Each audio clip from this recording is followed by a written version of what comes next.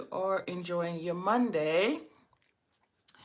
Say hi if you are watching this live. If you are watching this on the replay, say hi as well. Let me share the link inside of the Facebook group really quick.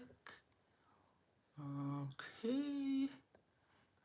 Let me know if you can see me and hear me, okay? Today is day one of our challenge. So, our challenge on how to start your own online business in just 30 days. So, the way I like to teach my courses and the way I like to teach about starting an online business is the lean way. Okay, the easiest way, the leanest way, the fastest way to do it, not so much the by the book traditional way to do it, because the traditional way to start a business is time consuming. And when it comes to an online business that you can run from anywhere, because we all want to move abroad, right? So an online business that is location independent, there's a lean way to do that, and that's the strategy that I like to teach my clients and as well as everybody else who is willing to hear what I have to say. Okay, so those who are new here, my name is Dr. Linda Eno. I'm a content strategist and I am also a tourism consultant. I am married. I have 4 kids under the age of 10. So I am busy. And so all the strategies that I teach are also for people who are very busy, who don't have a lot of time to do all the things, right? We're trying to prioritize things and trying to do it in a way that matters. Okay. So we're not trying to do the most, we're trying to do the things that really matter, that are going to make a difference. Okay. So if you're joining live, just say hi. So I'm going to scroll up here to make sure that I can see everybody. So say hi as you're joining live. And if you're watching on the replay as well. So today I wanted to start with the first step when you want to start your business is the idea. If you're anything like me and you're multi-passionate and you have a lot of ideas and you don't really know which one could be a good idea for an online business, well, today is the day, because today, by the end of today's session, you're going to be clear on which business idea to go with, even if you have 30,000 ideas of, things that you could do because you're good at a lot of different things, okay?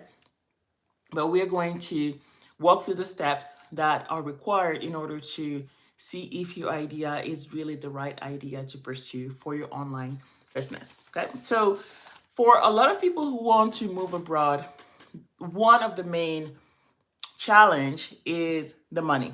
Okay, how to fund your move, how to sustain your lifestyle abroad. And so for me and my family, the preferred way is by having online businesses. Okay, why is that? It's because it is less controlled by other people, by an employer who could say, well, this position is no longer available, or we are not allowing you to work remotely, but you have to be in the United States to do this position, right? We don't want to have these kinds of limitations, as well as income limitation. When you run your own online business, you set your prices, you set how many clients you want to have every month. And so you don't really have a cap on how much money you can make. But if you are in a specific industry that is like regulated by the state or by the government or anything like that, there is there's a, a cap of how much money you can make. In general, for any corporate job, you have a limit on how much money you can make. It's predetermined, okay? So I wanted to run this challenge to help those who want to be able to move abroad and maybe you are not really sure about the idea of running a business because they don't have experience, or maybe because they don't really know if they are able to run a business from anywhere in the world. Okay, so also at the time of the challenge, so right now it is March 18. So if you're watching this from the future, know that at this time of this recording, we also have some prizes that you can win. So during this week, all you have to do to win those prizes, or for a chance to win those prizes, including a $25 Amazon gift card, a one-on-one coaching session with me, some business books for entrepreneurs to read, as well as a free month inside of my membership. All you have to do is follow the prompt inside of the live or the replay and then get into the free Facebook group that I have. I'm going to link everything in the description of this video. Going to the Facebook group and submit your homework. Okay, we have homework for every single day. So just have to find the thread with the homework day one, day two, day three, day four, and day five, and just submit your homework. Tomorrow, I'm going to come back and do a raffle for all the names of all the people who have entered their homework and for a chance to win $25. Okay, so that's how you get to win some prizes every single day of this week. All right, so like I said, I like to teach a very lean and simple way to run your online business without all the bells and whistles, because you don't need those as you get started. Sure, do you need a website? Down the road, you'll need a website. Do you need a logo? Down the road, you need the website. Do you need branding colors? Down the road, you will need all of that. But right now, to get started and to launch within 30 days, you don't need any of that. All you need is to validate your idea and to make sure you can get your first clients. That's all you need. And so this week, this is what we're going to be talking about. This is what we're going to be learning, how you get your first clients, so that way you validate your business idea, and then you can do all the necessary legal, accounting, and all the things that you need. Because which one's better?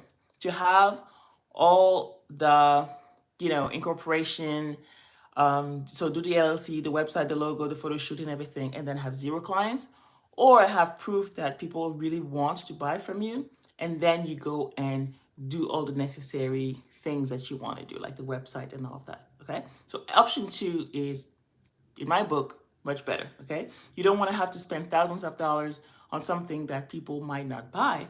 You want to be able to prove that people will buy what you have, and then do and go spend all the thousands of money on websites and photo shoot and all of that. Okay, so that's the first thing.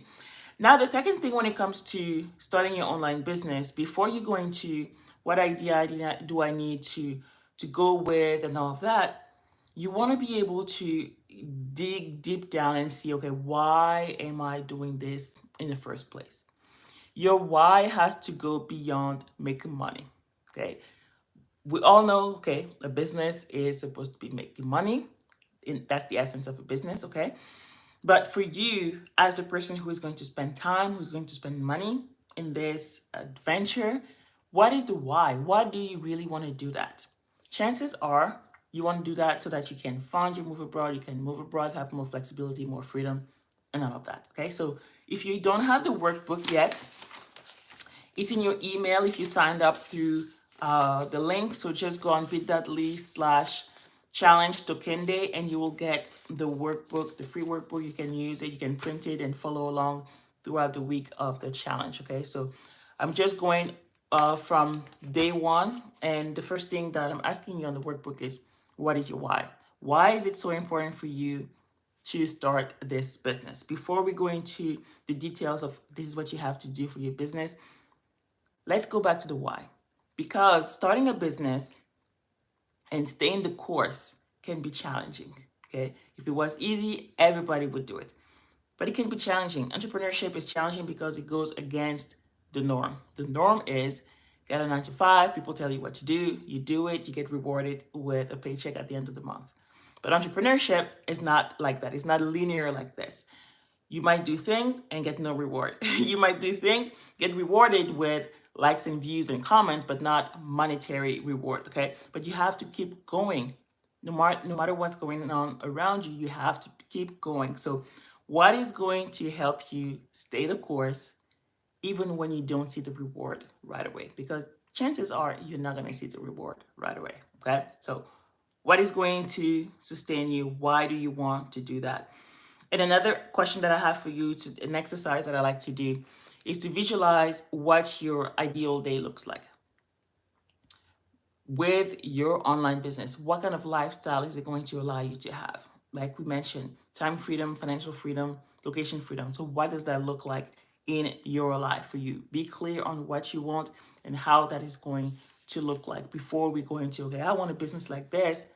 But then you realize that, this kind of business is just going to make my life miserable. So don't say that you want a business just because you want a business or because you want to make money, if that lifestyle is not going to be aligned with what you actually dream of. Okay, so be very clear on what your vision is for your lifestyle. Okay, so Now, how do you choose your business idea, which is the goal of day one? How do you decide on what idea to go with? Mostly if you are multi-talented, multi-passionate, you have different interests, that's just like me. There are a lot of things that I like, and maybe you might say that you're not really good at everything, or you don't really know what you're good at. I have some tips for you, okay, to help you figure out what you are good at. So, in essence, in a simple way, again, I like simple, the way for you to figure out what business idea you should choose, you have to look at three different elements. The first element is this big circle here, is what you are good at. This is your expertise. This is something that you can teach. This is something that you can share. This is something that you can tell other people about. Okay, it could be gardening. It could be losing weight. It could be writing contracts. It could be anything. Your expertise is here. Second circle is the things that you enjoy, the things that you like. You could be good at something and you could hate it at the same time. But if you're good at something and you actually enjoy it, you could see yourself working on that and talking about that for years and years and years. This is a good match. Okay. So these first two elements are depending on you. You can be clear on these two. You can determine what you're good at and what you like. But there's a third element. And the third element is what people will pay you for. And this is where the market is going to tell you if people will pay you for that thing. You can't really determine that. You have to do the market research, which is what we're going to do tomorrow. On day two, we are validating our business idea. But for today, we want to be clear on the first two. Are you good at something and do you like it? The sweet spot of the sustainable business is the where all three circles come together. What you're good at, what you like, and what people will pay you for. In essence, a business is a solution to a problem. Every business in this world is a solution to a problem. It could be an important problem, it could be a shallow problem. It could be a problem uh, like, oh, I don't have time to cook and I want something quick on the go to eat. That's where McDonald's comes in and solves that problem. McDonald's doesn't solve the problem of I want something healthy on the go. It solves the problem of I want some food that is quick on the go and not too expensive. Okay? So you have to know what problem you're going to solve. Look at the things that you are good at. It could be your day job.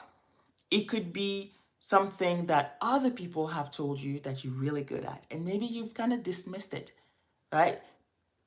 Maybe people are like, man, you're really good at this. Or, wow, I like how you do that. Really, really good at that. Well, people come to you for the same questions. They're always coming to you for travel advice, for styling advice, for anything that, you're the go-to person in your circles about that thing, that problem. Maybe it's recipes. Maybe it's how you take care of your kids, maybe how you keep them busy without using screens. Maybe it's drawing. It could be anything. It could be comedy. Anything that you're good at, that you know you're good at, or that people have acknowledged that you're good at. If you don't really know what you're good at, because it happens, I've been there where I'm like, man, I don't really have a talent. I don't draw, I don't sing. What am I really good at? Okay. You can use personality tests. You can use the Myers-Briggs and to find out what kind of personality you have. You can use the Enneagram. Enneagram is the one that I enjoyed the most, that I felt like was the most, I would say, how can I say that? The most accurate when it comes to describing me and my personality. The Myers-Briggs, it was just so for me. It was just too vague. But the Enneagram described me really well. I'm a 3 on the Enneagram. And I think for the Myers-Briggs, I'm an INFJ, I think. I'm an INFJ.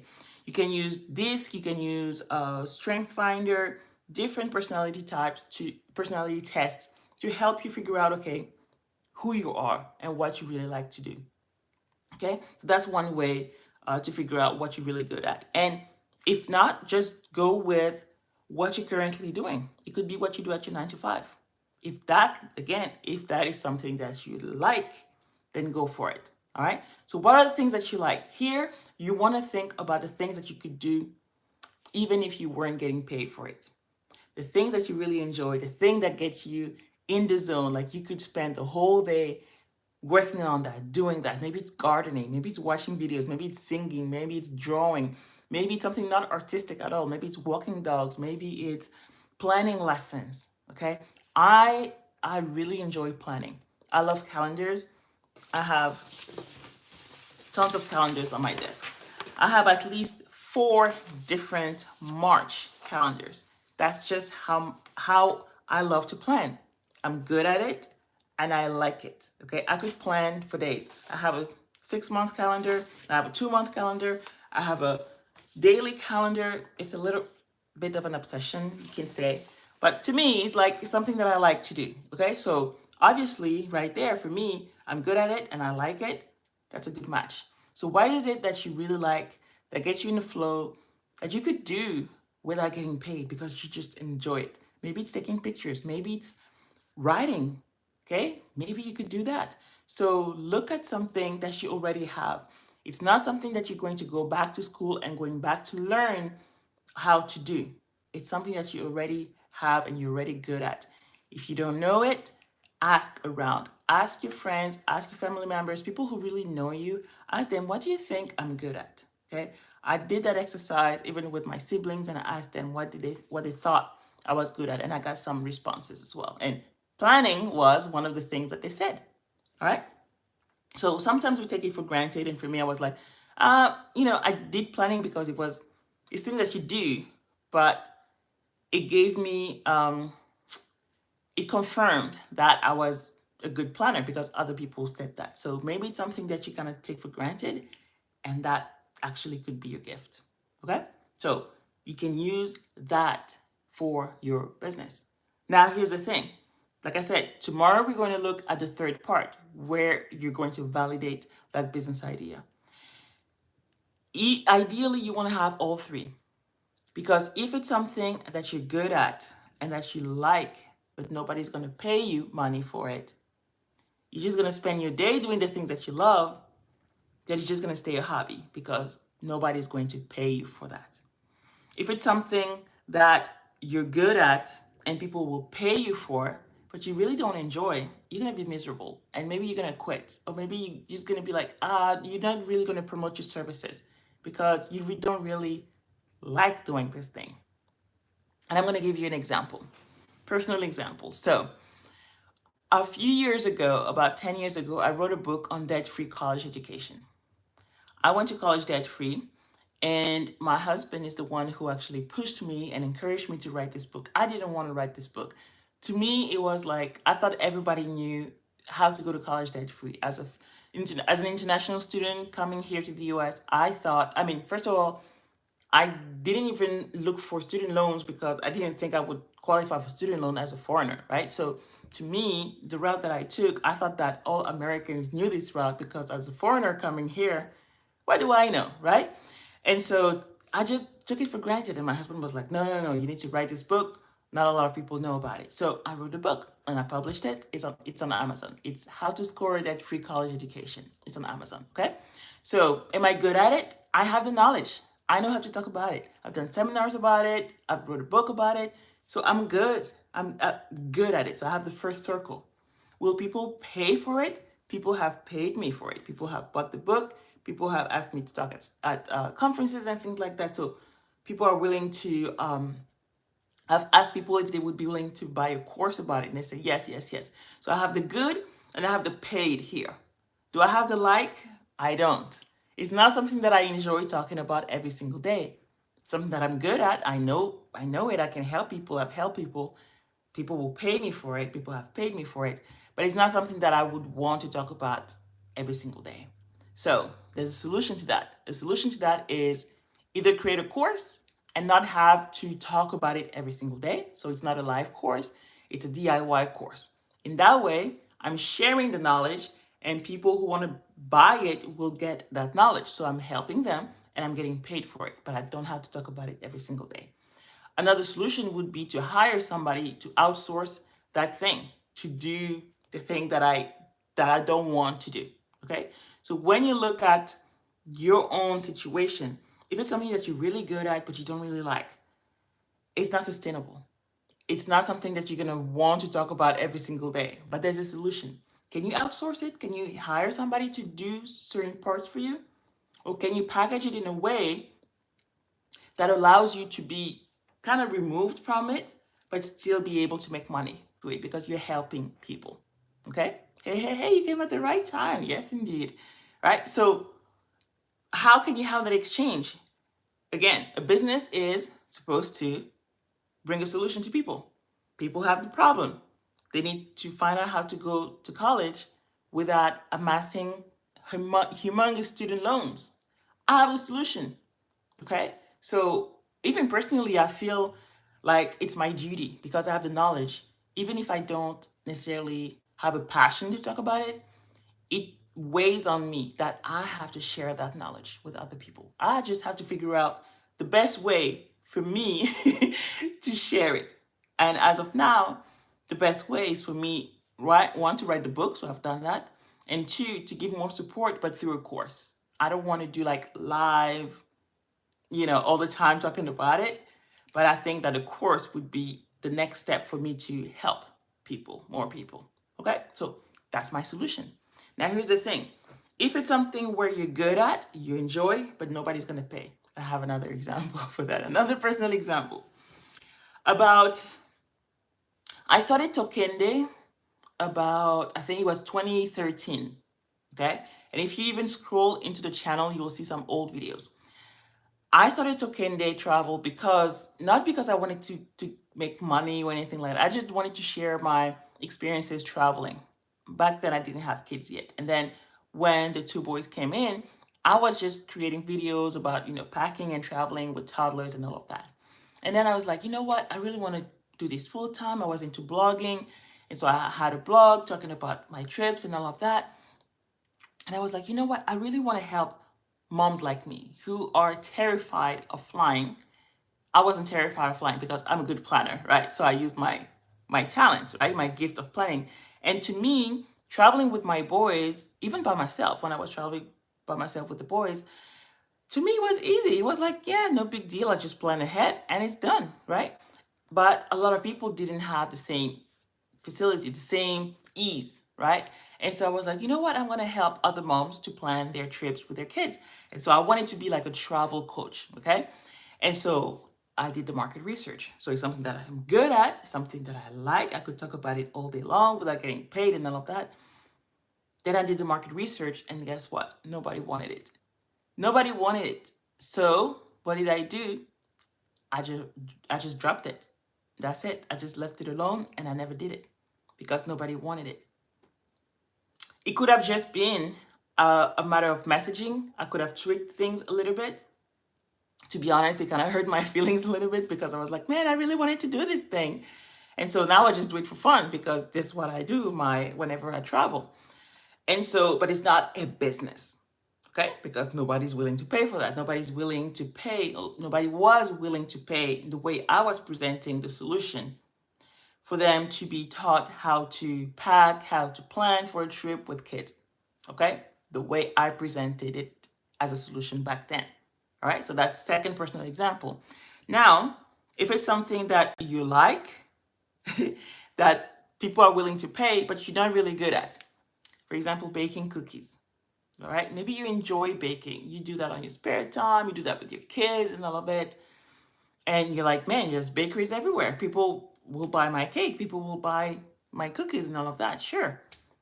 Are you really good at it? And if you're not really good at it, people might buy it once, but they will not buy it a second time. Is that sustainable? No, because you're just going to make one sale and that's it. You're not going to get reviews. You're not going to get great testimonials. People are just going to leave negative reviews and say that your cookies and all that, they taste horrible. Okay? So that's not going to work. Possible solution? You either learn how to do that or you can hire somebody to bake them for you. Okay? You're not the cook, but you can be the marketer, the promoter of your bakery, of your goods. And people will still buy those, but you're not the person in the kitchen baking. Okay? That's a possible solution. All right? So those three circles are imperative. It has to be something you're good at, something that you like, and something that people are willing to pay money for. because at the end of the day, your business is a solution to a problem. If you have any business ideas, like if you're still like, okay, I have so many ideas, which one do I pick? Which one do I go for? Let me know in the comments. Let me know in the comments. There's a lot of things that I wouldn't say that I'm super good at. Like I'm not like, oh my gosh, I'm a great artist or something like that I know of. That's I don't have like a major gift of drawing or even writing, right? But at the same time, I can use what I know and what I've done and build a business around it. Let me give you another personal personal example of how I started my marketing business. When I dropped the whole idea of being a travel coach, that was back in 2016, I went back with what I still what I knew, planning. So instead of planning for trips with your babies, it was more like planning how to leave your job, because that's what I did at the end of 2016. So I was like, okay, I can help other people do that. A lot of people want to leave their jobs. Okay, I can teach them how I did it, the whole process, again, using planning and teaching them how to do that. And at the end of the day, it was all about goal setting. I love talking about goal setting. Okay, I love it. I love to plan and all of that. So I started talking about goal setting, and it was great. I actually created a course about goal setting, and I started selling a course about goal setting. So people really enjoyed that, and I enjoyed it. It was really great. And one day I was in a mastermind group, and I shared one of my calendars. Actually, it wasn't like this. It was my huge white poster board like that you get from Walmart and all that. I call it the Beast. It has about 3 months of content planned, because at that time I was pregnant with my twins and I had severe morning sickness. I couldn't really stay on in front of the screen for a long time. So I planned my content in advance, because I knew that I was on maternity leave and I needed to schedule my content so that I didn't have to be on it all the time. And then I just shared it like that in the group, and they're like, whoa, we want that. Teach us how to do that. We want you to tell us how you do this whole planning. And I was like, what? This thing? I can do that in my sleep. Like, to me it was like I was taking it for granted, because to me it was like, yeah, second nature is like planning content. Business around it. I was good at it. I enjoyed it. Again, I did it in my sleep. I do it all the time. And people openly said, we want this. We want to learn this. And that's how I started my business. In 2018, that's how my focus went from goal setting to content marketing. And I've been doing that ever since. Okay? In different types of offers, in courses, in workshops, in VIP days, retreats. But the core is still content planning, content mapping, how to figure out what to share on social media, what day and why, like the whole strategy behind it. Okay? And so it fits all three circles. Something that I enjoy doing, something that I'm really good at, and something that people are still willing to pay for. Okay? All right, let me read these comments. I want to support new parents and encourage them to heal their own inner child to better connect with their children. I like that. Through facilitated workshops and childbirth education classes. Very good. Very good. Do you know how? Okay, support new parents. Okay, very good. Okay, workshops and classes. Also, I want to create journals to encourage healthy reflection and accountability to empower adults to engage together in collective and individual healing. Ooh, interesting. So that would be any adult, or that would be parents, the same parents. I love how feedback can direct our journey in business development. Absolutely. Absolutely. And on Wednesday, we're going to talk about how we are going to pre-sell our offers. We're going to make money before we actually create that offer. And on Thursday, well, obviously, cutting grass today. So I'm going to cut this short today. But yeah, so on Thursday, we're going to talk about how we get feedback so that we can actually sell to more people based on the feedback that we got on our small offers. Okay. Yeah, I like those ideas.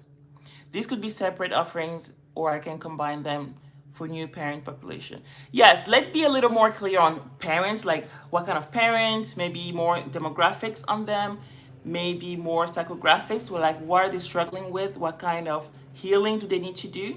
Like healing from a specific trauma is different from another kind of trauma, or maybe it's not trauma at all, maybe it's something else, maybe it's something physical, like health, or maybe it's more like psychological. So let's be a little more clear on what they're healing from, because a parent healing from stress might not be the same, may not have the same need as a parent healing from autism or maybe ADHD or physical disability. Okay. All right. Yeah, my pleasure. My pleasure. Okay. So this is actually what I had for today. Think about what you're good at, what is easy for you, what you enjoy, and what people will pay you for. Okay? So, any questions, let me know. Post them inside of our Facebook group. Post the homework, and you'll be entered for a chance to win a $25 Amazon gift card. Okay? We'll talk to you tomorrow. Bye.